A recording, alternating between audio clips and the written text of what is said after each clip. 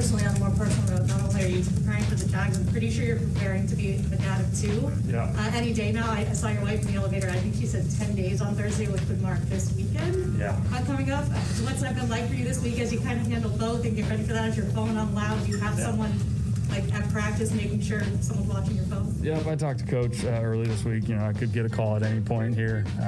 We're excited. We're excited as a family. If it comes down to a game, I told my wife I'm playing, and then I'll see you at the hospital afterwards. And she knew that. She's been great, but Coach has been understanding with meetings and everything. We'll see what happens. Confident God will time it up the way it's supposed to work out. Intensely personal decision that everyone has to make in that setting. Do you play or do you not play? Carson Wentz has made that decision. We have made the decision that it's time for today's Speed Round, brought to you by Verizon, the official 5G network of the NFL. Peter, let's get to it. Wow, the Browns at the Patriots, both teams 5-4. Are you buying the Patriots after 3 straight wins, or do you need to see more? I'm definitely buying them. Last weekend, a coach I respect a lot, a head coach I respect a lot. This is before Buffalo went to Jacksonville and lost 9-6. Told me he thought that New England is the best team in the division and that New England would win the AFC East. And I think the one thing, and everybody's going to say, well, wait a second. Mac Jones over Josh Allen. I will just say this. Look at how the New England defense is playing right now. There's a reason that they were able to say goodbye to Stephon Gilmore without much emotion. They are loaded on defense right now. And my feeling is that defense is going to carry him the rest of the way. And obviously every week is a new test. But my feeling is right now New England is headed for, at worst, in the AFC, the 5th seed. And they are a team that you are not going to want to see in the postseason, not with all the experience that Bill Belichick has. And I don't care that the quarterback is a rookie. He won't be a rookie by the time the playoffs roll around. He will have had 17 games under his belt, and it won't matter because it's Belichick time when we get to single elimination. The Browns, after getting a big win in Cincinnati, and look, this is a great test of Kevin Stefanski versus Bill Belichick, but I'm with you. I think the Patriots, they're better than I thought they would be right now, and I only see them getting better as the season continues to unfold. The Saints, 5-3. They had a loss last week after winning 3 in a row. The Titans have won 5 in a row. They're at home. They're favored. They've been underdogs 4 straight games and had won every one of them. Will the Titans get to their 6th straight victory, Peter? I think the Titans get to their 6th straight victory because right now I just don't trust what New Orleans can do in the passing game. I'm not sure that Sean Payton knows. I think he wakes up in the morning and plays left brain, right brain, Trevor Siemian, Taysom Hill. And I think he knows right now that no matter who he plays, he's not going to be able to use his full playbook, essentially. And so that is, I think, going to hurt the New Orleans offense the rest of the year. Basically having to, kind of scotch tape a game plan together because you're not positive that your quarterbacks can run everything in it.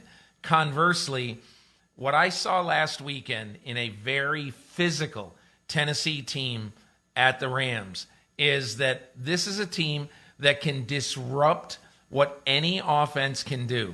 And on the other side, the terminally underrated Ryan Tannehill is good enough to handle whatever he needs to handle with Derrick Henry out. I like Tennessee. Yeah, boy, Sean Payton would love to have Ryan Tannehill right now without Jameis Winston, with Trevor Siemian and or Taysom Hill. It sure feels like the Saints are going to be in the mix for a big-time quarterback in the offseason. But for now, I never underestimate Sean Payton, but this just seems like a tough spot for the Saints. The Titans, I think that loss to the Jets, which was the last time they've lost, I think it has taught them that very important lesson that other good teams are losing sight of repeatedly, whether it was the Ravens last night, the Bills on Sunday, the Cowboys on Sunday, whatever the case may be. every game needs to be approached as a standalone must-win, and you have to take every opponent seriously. Not that the Titans wouldn't take the Saints seriously, but I think the Titans have mastered the art of one game at a time. We hear that cliche, 1-0, 1-0. We're just trying to go 1-0. The Titans have found a groove where they are going 1-0, and they understand the importance of that mindset, 1-0. Forget about what you did. Forget about what's to come. Focus on right now, and that's why I like the Titans to continue this streak that they're on. The Vikings, different kind of streak. They've lost 2 in a row. Games they could have won, games they should have won, but they're 3-5. They go to face the Chargers in SoFi Stadium. First time the Vikings have ever played there. Probably plenty of Vikings fans in attendance because it's the Chargers and they don't get a lot of their own people to show up. Do we see another heartbreaker for the Vikings? And the way the formula's gone, Peter, double-digit lead fourth quarter, lead evaporates, and then Vikings scramble to pull a rabbit out of their butts. Sometimes it works, sometimes it doesn't. You know, Mike, I remember before the year when I was ranking the teams 1 to 32, and I ranked the Vikings fairly low, somewhere I think in the the early 20s, something like that. And I got a lot of email from people saying you are vastly underrating their defense. They're going to get all these people back. They're going to have this guy back and that guy and all that stuff. And honestly, when I look at disappointing units in the NFL this year, the Minnesota Vikings defense has to be in the top 5 easily.